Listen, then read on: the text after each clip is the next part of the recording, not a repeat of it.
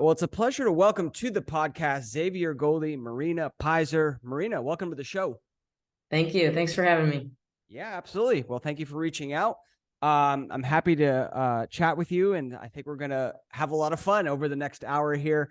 I'd love to hear the story of you jumping into the goal for the very first time. Do you remember that? Well, I started my sophomore year. I played hockey growing up, so I was a goalie. It was a family thing. My brothers played, my dad played.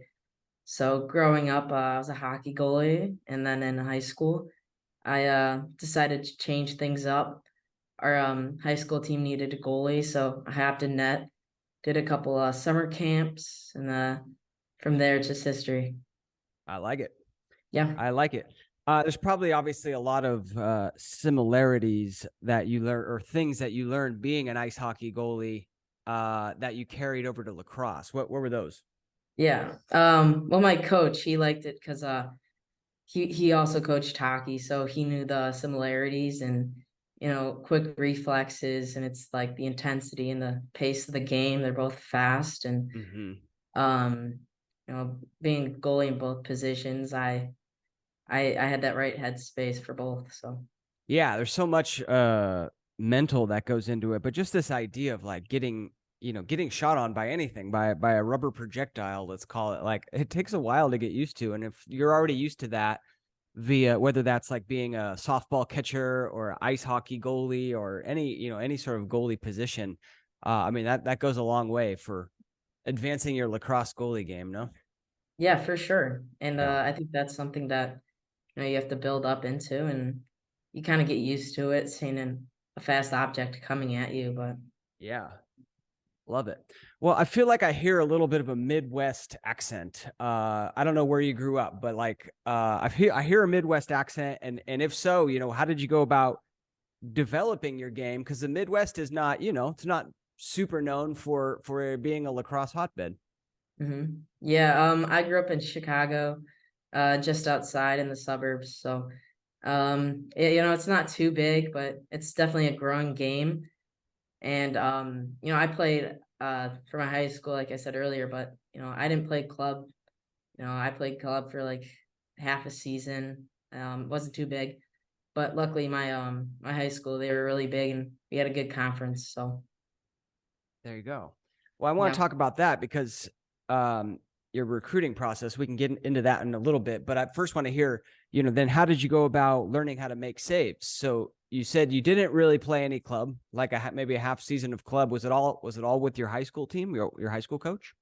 Yeah, luckily I had amazing coaches, and I had the opportunity to go out to a couple camps and get some practice out there. But um, a lot of girls on my team, they were very experienced, so it was kind of like girls competing against each other, and everybody made everybody better. So I was lucky to have a very competitive team, so everybody wanted it to be the best, and everybody wanted to score. So being able to stop their shots, it was awesome.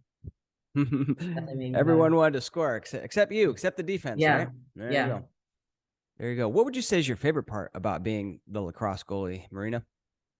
Well, my favorite part, I would have to say definitely making those big saves. In practice, being able to see my players get a little frustrated when they really wanted that goal, but it's definitely a momentum changer. And being able to have my team's back, definitely, and knowing that I'm there when things go wrong, but it's definitely a change of pace. Yeah. Yeah, love it. Yeah. Yeah, that big save. What an adrenaline rush. I get it. I get Yeah. an adrenaline rush after any single save, let alone the big ones, right? But Yeah. For sure. I love it. So talk to me about then this recruiting process, because you're at Xavier now, Division 1, right? And a lot of young goalies out there think like, well, if I'm going to play Division 1 lacrosse, like I got to play club. Like club is kind of where it's at. You had a very different experience. So talk to me about your recruiting process when you first got the idea that I could play Division 1 lacrosse and kind of how it went for you. Yeah. Well, I hopped into the sport not really thinking much of it. I played it for fun and I had a good passion for it.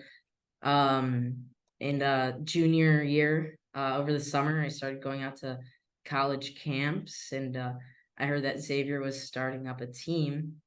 And I wanted a school that was close to home. So from Illinois to Ohio, it's not too bad. So Xavier was holding their first ever summer camp, and through Meg Decker, she's our head coach. She invited all of us. It was an amazing experience, and got to go out and see what the school was like, see what uh, environment was like, and I loved it from there. So um, I think I had my eyes on the school ever since. So That's awesome. So yeah. did you get like a personal invite from her to attend that camp, or was it like it was kind of like an open, more of an open, I don't know, open registration? It was definitely open registration just because, again, it was their first year, so they were definitely looking for top players, so Hmm. getting as many girls as you can. Yeah. And how does that camp work then? It's like, because it's like a prospect camp, right? We're like, I Yeah. mean, you're mostly probably playing games. There's not probably that much goalie instruction. It's more a matter of like, let's go out and kind of show the coaches what I can do and Mhm. meet the coaches. And then you even mentioned that there was like maybe a campus tour or something like that. Or talk to me a little bit more Yeah. about that camp. Yeah. Well, it was a couple days. There were 4 or 5 special guest coaches there that had different instructing, so defense, offense, a little bit for goalies, and it was stations, so you'd go around and have some games, and it was fun. You get a break from lacrosse and go and be able to meet the girls and play beach volleyball or basketball with them. And then the second day was more just a chill, like walk around the school, campus tour, and Mm. really get to know like where you're at. So That's cool. That's yeah. awesome. Yeah. I mean, that's got to be a really fun experience, right? Yeah, it was Yeah. definitely a highlight. Yeah, that's cool.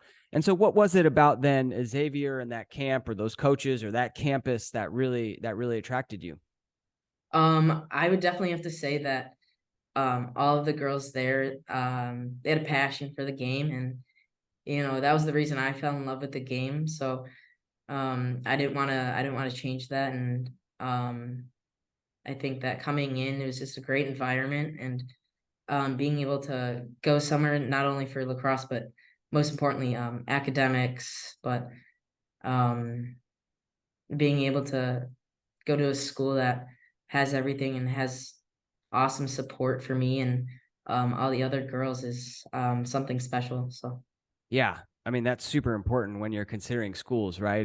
yeah, That fit, how you feel, and but also like the degree, right? They got a great program of something I want to study. yeah. What are you studying, by the way? I'm in exercise science right now. Exercise science. Awesome. Yeah, The science of exercise. What yeah. does the science say? We should exercise? Sometimes, yeah. Sometimes. I thought I was going to say all the time. Yeah, That's cool. Very cool. Very cool. Talk to me about, because it was a brand new program, right? Were you class number one yeah, yeah? All yeah. right. So talk to me about that because that can be very challenging, right? Like there's certain I guess there's certain benefits that come with going to like a very established program, right? And talk to me a little bit about being year number one, class number one for Yeah. Xavier. Well, it's different because you don't have a baseline, like you said. You're not able to jump into like a foundation. It's mostly like the girls coming in, like we are like we're building the future. So Right. it's amazing, and um we get to hold like we get to make like the culture and build culture from there. So everything that we do, is everybody's looking at us, and being able to set a standard for everybody, and the future classes coming in. It's awesome. So Yeah. Yeah, that's really cool. I mean, you're like defining the tradition that's going to that's going to carry on for years and years. And so that's cool. That's cool to get it started. Awesome. So then your transition to college lacrosse, was it very different? What did you learn? Did your goalie game change at all when you first started playing, at this new level?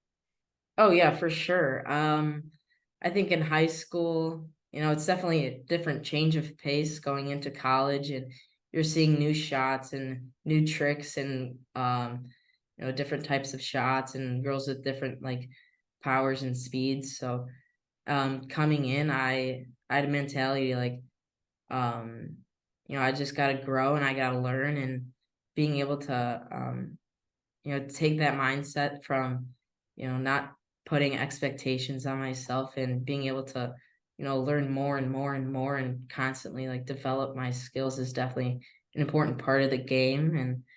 And I think a lot of girls like they get used to like their playing styles, and they say, oh, okay, like this is it. But for me, like you got to constantly be like adapting and changing. And I learned that like you can't like set a roof for your skills, that you like setting expectations for yourself, it limits your growth. So being able to, kind of get that out of the way and say, okay, I'm gonna just keep learning. And it definitely helps with seeing different types of shots and being able to adapt to those. So Yeah. What would be an example of somebody like setting a roof on their skills? Just yeah, just so I understand. yeah.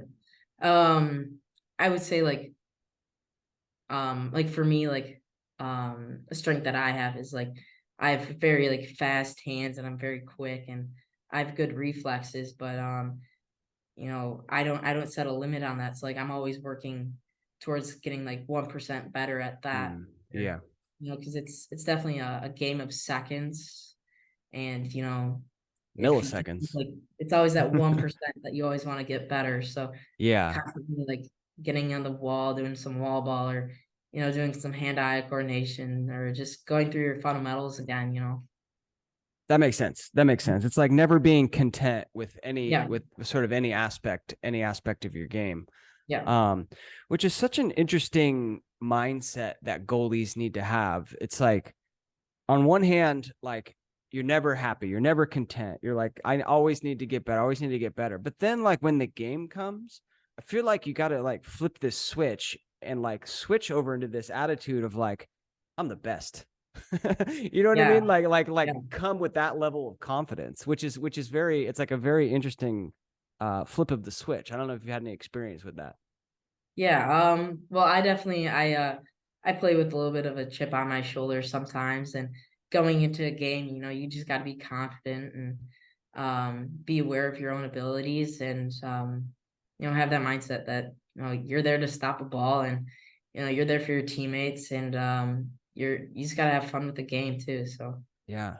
yeah. Where does your chip on the shoulder come from?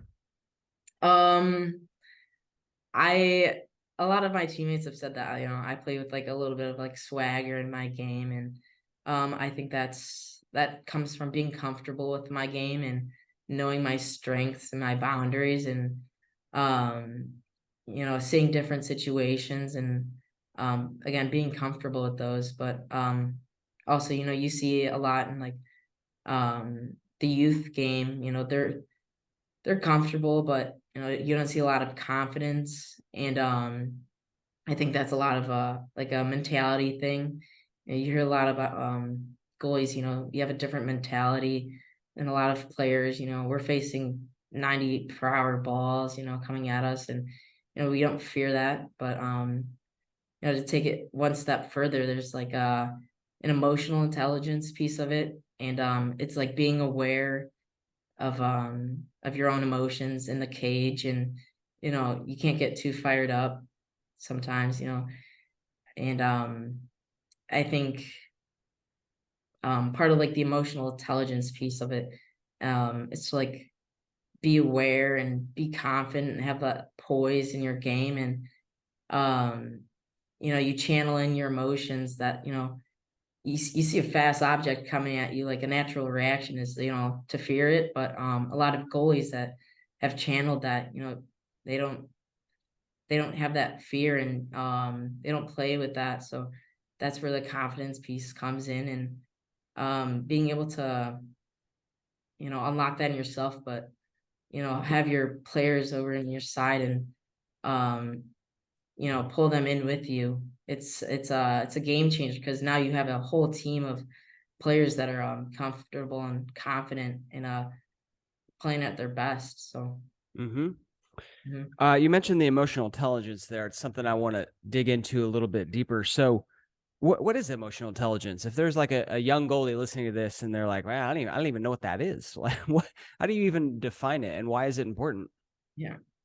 Well, my coaches are very big on that, and coming into this season, I didn't know what it was, but I learned a lot about it. And emotional intelligence is being able to be aware of your own emotions, and being able to almost like pick and choose which ones to like utilize, and not being like so caught up on certain emotions, or acting out on them, but letting them just flow through, and being in like that constant state, and having like resources to like help you, and help your game like grow further and further. Mm-hmm. Hmm. Interesting. So it's kind of like, yeah, being aware of like the emotions that you're experiencing and sort of, I guess, being in control of them too, right? Yeah. And not having them like control you, because that could be a very common thing for a young goalie where you give up a goal, and let's say you feel an emotion like Mhm. right? Like very strong, like, oh man, like I'm so pissed that I let in that goal, and to your point, like emotional intelligence is like, all right, I feel angry. I can recognize that in my body.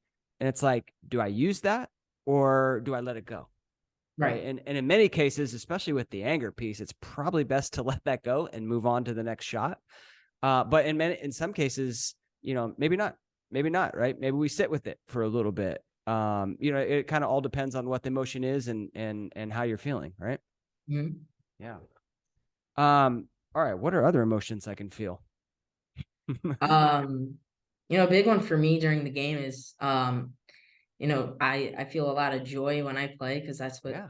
that's what the sport brings me. And Yeah. I try to channel that one in, and little contact, like a handshake, or a fist bump, like a pat on the back, just to bring your other teammates joy. Or a lot of goalies, they have like their own thing to center them back, like tapping their post, tapping their stick, or checking out their gloves. It's just like those little things that you can catch on throughout the game. And lacrosse is it's a fast paced game. You see teams losing by 8 goals, and they're coming back. But I think it's the emotional intelligence piece that really keeps them going throughout the whole game, and it can be a big game changer too.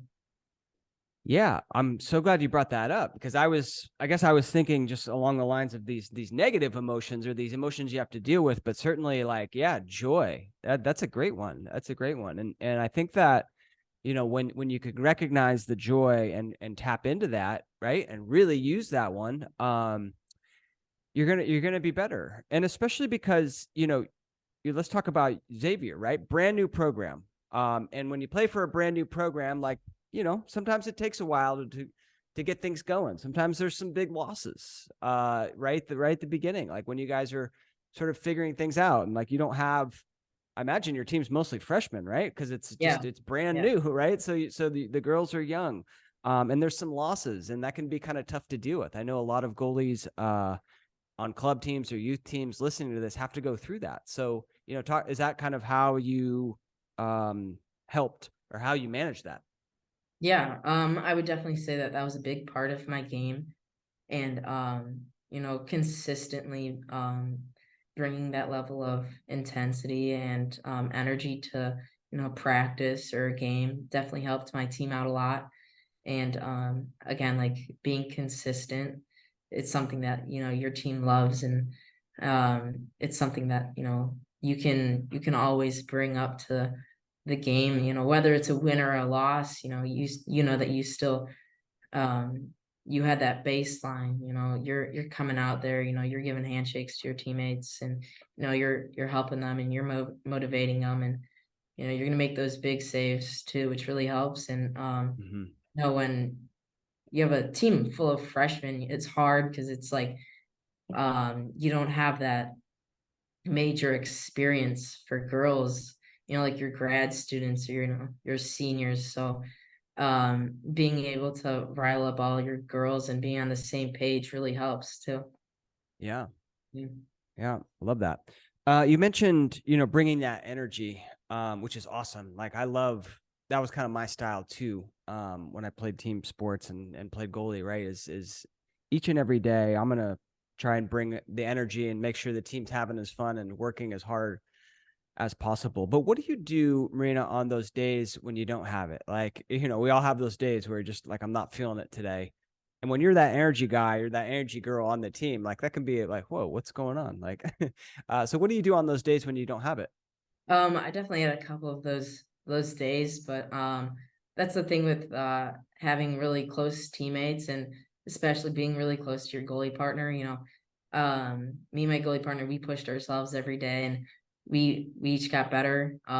So knowing that, like, that balance between like when to lean on your teammate, or like when you need your teammate to lean on you, just like a little like fist bump again, like a little bit of contact. But I would say that most of our practices were very high paced and high energy. So Hmm. when I'm not feeling it, I know like one of my teammates is definitely having a day. So um, just getting out of my head for a second and really being in the moment and just enjoying where I am, it really helps me, get that energy back. And it really helps the team too. Awesome. Yeah. Awesome. What about other goalies?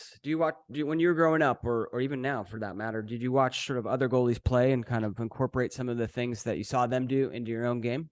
Yeah. Well, I grew up and I only had a couple years under my belt. So I would say a big goalie that I watched, one of my role models was Taylor Marino. Yeah. She's a big one for our class, especially. And I think that she plays with the confidence and like the level that, every goalie wants. And she knows what she's doing in cage, and she knows where she's at. And that's something that, every goalie can take in, that the confidence piece, and just being like, um, bringing your personality to cage, and being your true self during the game. Yeah. Yep. I love the confidence she plays with. We talked a little bit about earlier, you mentioned like I liked, some of my teammates would say I play with a lot of swag. And a lot of that, it's more about the confidence. I think it's more about the confidence piece than anything else, right? Like when you talk about I'm playing with swag and a young goalie goes, well, I want to play with swag. How do I do it? Right. Like to me, that's what it's all about, is playing with confidence, right? Yeah. Yeah. Well, early on, starting my first or second year, I was a little bit more like anxious in that, or, I made myself small. And um I think that's just, being comfortable with the ball, and knowing what to say to your teammates, and you know always being a step of ahead of the play. And also just like seeing the ball, um slowing down the game, being able to see the ball, it really makes a difference. And even if you just get like your leg on it, you get part of your stick on it, it's still a save either way. So you got to be happy with those little wins. And it builds up to that confidence piece. And being able to run out, get the ground ball, and make a good outlet pass. Or when a play starts at your end and your offense scores, it's really boosts the team. And it builds up into that confidence. And if you can consistently do that day in and day out, that's kind of where it builds that like swagger piece, that in practice you're building these skills, but if you can like effectively take those into your game and grow out through them, it really helps. Yeah. Yeah. Yeah. I love that. Yeah. I think a lot of the confidence too comes from, knowing you've put in all that hard work. Oh yeah. Right. Like, and just leaning back on that. You're like, well, I've played all these wall ball. I've done all these shots. I've watched all this video. Right. I'm prepared, as prepared as I can be. And now it's just time to go out there and perform and not worry about anything. Love it. Um, Awesome. What about, like specifics of drills and like and things that you really did this year to level up your goalie game? Does anything come to mind for you? There was a couple that I worked with my coach. Um, using like a band and working on your hands there. Like you take like a workout band and Mm-hmm. you tie it around the post, you put your stick on it, you kind of just push out at the ball. It builds that power and that speed. Um, so that one really helped. And using tennis balls, they're so conventional. You can use them in so many ways, or just straight up shooting the tennis balls. Or there's one where you'd have a wall and you'd have to like turn around and your coach shot them at you, working on like quick reflexes, or just working on like some weird shots that you might see in a game. Love Yeah. it. Yeah, love it. Yeah, I love that, Joel. I call it mystery shot, where like they're facing the wall, and then like you Mhm. basically there's a shooter behind you, and they throw it off the wall, and then you react Yeah. to it. I think that's especially like really valid in the women's game, because that's kind of a lot of times like you'll see a shot like that, like Oh, there's like a feed from behind and like a little quick stick inside. You see it in the men's game too, but I think a lot more in the women's game. yeah, it's definitely more common in the women's game. Yeah. And then what was the other? Oh, the resistance bands. Yeah, I love that one. I Mhm. love that. I think anytime you can add like resistance to the save movement, and that could even be too like a band around your waist that someone's holding behind you, and like kind of, Mhm. and you're doing your steps and making your saves, air saves. Once you remove that resistance, you're like, whew, man, I feel so Yeah. quick. I feel so quick now.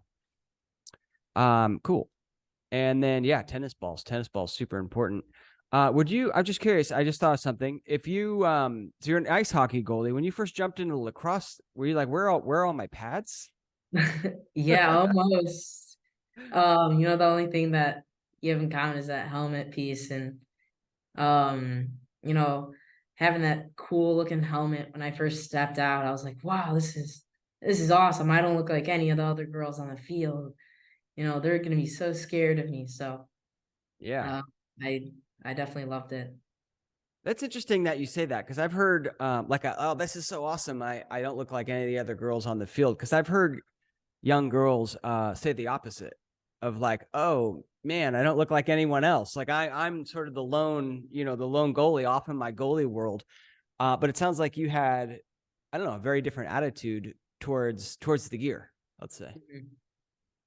Yeah. Yeah. We had really cool helmets this year, and being able to see it really pumped up the team too. So Yeah. um I think having a cool goalie with a sick helmet and cage is definitely something that riles them up. So I was looking at before we started this, I was looking at your Instagram pictures. You guys' helmets are pretty sweet. You got that yeah, metallic gray, right? Is that what we're yeah, it's calling like it? the silver and then like the blue accent on it. Yeah, let's go. Mm. Let's go. Awesome. Well, very cool. How do you deal with going through a slump? Um, yeah, I've had a couple of those. I again, like I said, being able to have a goalie partner that pushes you and having a close relationship with them. You don't always have to be buddy buddy off the field, but once you step on it into that cage, it's always competitive. And both of us, we know our strengths and our weaknesses. So if we're going through a slump, we'll be like, hey, you got to get the next one, or like focus in, or kind of like push each other to get better every day. Or sometimes when it's not working for you, you just got to take a deep breath and realize that like why you're there. And sometimes you let in like 5 goals, or you're having a bad practice, and you just got to remind yourself like, hey, I'm playing lacrosse, I'm here to have fun, really. And I'm doing it with the people I love. So yeah. Yeah. 100%, 100%, right? Perspective. Yeah. Um, you mentioned like we know our strengths and our weaknesses. What are the weaknesses that you're working on right now, if you wouldn't mind I sharing? would say that, being a smaller goalie, I'm 5'2". I got some height to make Mm, up for. yeah. Um, Definitely knowing when to be aggressive or when to stay back in net. Because if I'm too aggressive, these girls are just gonna come up and dunk on me. Or, Right. if I'm not far out enough, I'm not taking up the angle that I want. So really knowing when to use that and when not to. I think that's one of the things I've been working on. Yeah. What are your tips for the smaller goalies? I'm a smaller goalie myself on the men's side, 5'8", but I know there's a lot of shorter goalies out there that are like, hey, like I'm short, can I still have success? What would you say to the shorter goalies?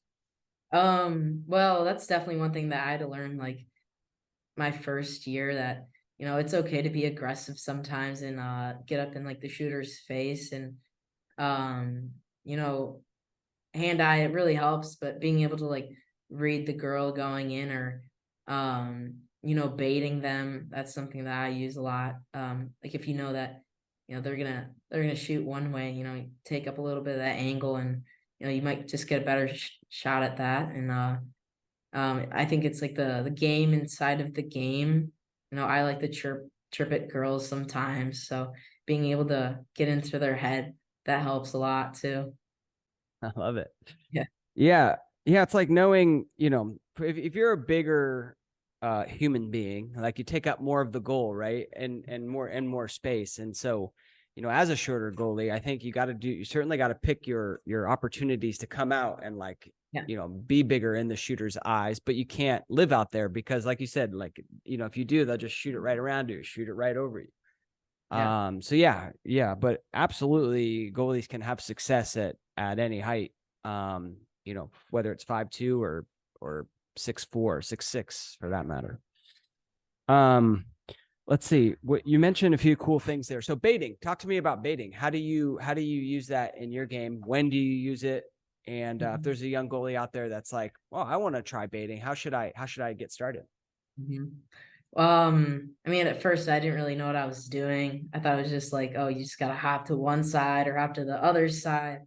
But I learned that if you're taking an 8 meter, and the girl's gonna just rip it top cheese. Being able to step one way, or like look taller, get big, or make them see more of the cage, or make them focus in on one part of it. But Mm-hmm. um, I think a tip that I had to learn really quick is you got to like read them before they read you almost. And you gotta know that they're going one way. So um if you're sticking to your pipe and you're making them shoot off hip, you just got to step one way. You don't have to play that guessing game, or it kind of saves you some time on your reaction too. So Yep. mhm. Yeah, yeah. And even too, you could start to bait like so you could bait side to side, right? That's Yeah. kind of one of the things you mentioned. So like when I'm baiting side to side, I'm like purposely giving up more. Usually we bait to the stick side, right? So I'm Mhm. purposely sort of moving away from my stick side so that they see more of that. And they're like, oh, look at all that space over there, goalie. Whew, and they shoot it, and you're like, gotcha. Right. And you sort of anticipate that it's going there. Yeah. And then you could also bait high too, right? So Mhm. or high and low, right? And most of the times for a shorter goalie, we talk about baiting high, where like I might lower myself in my stance a little bit, and they see a lot of that upper cage, and then bam, take that away. Yeah. Cool. Awesome. So what's next for you? What are you doing this summer to get better? Over the summer, I'm definitely just working in the weight room a lot. Being able to get some power underneath me, and build that quickness more and more. That's a big thing. But I'm also coaching a lot. For the younger goalies, and working with my high school a little bit. And it's cool to see them and come out and see all the girls just having fun. And sometimes I see a little bit of myself through those goalies too. I'm like, oh, Mm. I do that. And it's almost like a coaching moment for myself and them, and being able to use some, tips and tricks that I learned throughout my years and pass it down. It's really cool. Yeah. That's Yeah. such a great point. I talk about that quite a bit on the show. It's this idea of like, when you coach others, Mhm. you're coaching yourself. Yeah. So like, and you just hit on that. You're like, I see that. And I'm like, all right, if I tell someone, to not flinch, or I tell someone, to be confident and play with joy, right? When you're coaching them through that, like you're also getting that message. You're telling yourself that. Right. And so yeah, if you can get out there and coach, it's tremendously helpful. Mhm. Cool. And then, so you're coaching goalies back in your hometown? Yeah. All right. So if goalies are in that area, they can hit you up for a little training. Can we do that? Yeah. All right. Yep. That's what I like to hear. What do you what's kind of your coaching philosophy? We got a young girl comes to Coach Marina and you want to train her. Where do you start? How do you think about coaching this position? Well, I mean, first you just gotta have some fun with it. You can't jump into fundamentals right away. So, maybe just like passing or, just goofing around, playing some scrimmage. You definitely gotta, be loose in the net, but touching on those fundamentals again, and again, like a lot of goalies coming in, they're like, I know I was this way, but I didn't know what an arc was, or a Mm-hmm. stepping angle, or Mm-hmm. anything like that, or how to hold a pipe. So touching on those, it really helps in building those. Yeah. Yeah, the foundational building blocks, right? But yeah, I love that point of having fun. That's what it's all about. Especially when you're working with a private coach, it's kind of one of the things I tell the parents. Like it's a good coach. Like when the kid wants to go back, right? They're Right. like, yeah, I want to go back and train with Coach Marina. That was great. I had such a good time, and I'm learning a bunch, and it's awesome stuff. So, well, cool. Marina, thank you so much for coming on the show. Thank you for reaching out. Did we hit on all the topics? Anything else you want to talk about? I would say that, again, just having fun in cage is really important, but um also, not setting expectations for yourself, and um just being who you are in cage. I love it. I usually ask the guests for their last piece of advice for all the goldies listening. I think yours is going to be just go out there and have fun, huh? Yeah. Yeah. There you go. All right, Marina, have a great off season. We'll see you back next season, Xavier. By the way, what league are we playing in Xavier? I was looking through It's Big East. Big East. Yeah, that's what I thought because I saw Denver and Georgetown, Villanova, Yep. Connecticut, Marquette. Marquette. Yeah, who's your guys' number one? Who's your guys' big rival? I guess first season it's hard to develop that. We talked Yeah. about not having that tradition, but do you guys have a rival yet? Our assistant coach, she went to UConn. Okay. So, hopping into that game is definitely like a little more tense because, we have one of their old players, and now we're playing against each other. So it was definitely a fun little rivalry there. There you go. If Yeah. I was going to make a save edit from one of your games this season, is there one where you're like, man, that is the game? Oregon is our very first game, Ooh, actually. all right. Yeah, I think or we played Detroit Mercy. I think I had a record high 15 saves in that one. So Well, it's a first year program, right? So it's got to be a record. Like yeah. game number one, you set the Yeah. record, and then then you just went from Yeah. there. Yeah. All right. So I'm talking with the all-time save leader of Xavier lacrosse right now. Is that correct? Yeah. Yeah. Let's go. Let's go. That should have been my intro. All right, Marina, thank you so much. Like I said, good luck in the upcoming season, and it was a pleasure getting to know you. Awesome. Thank you so much.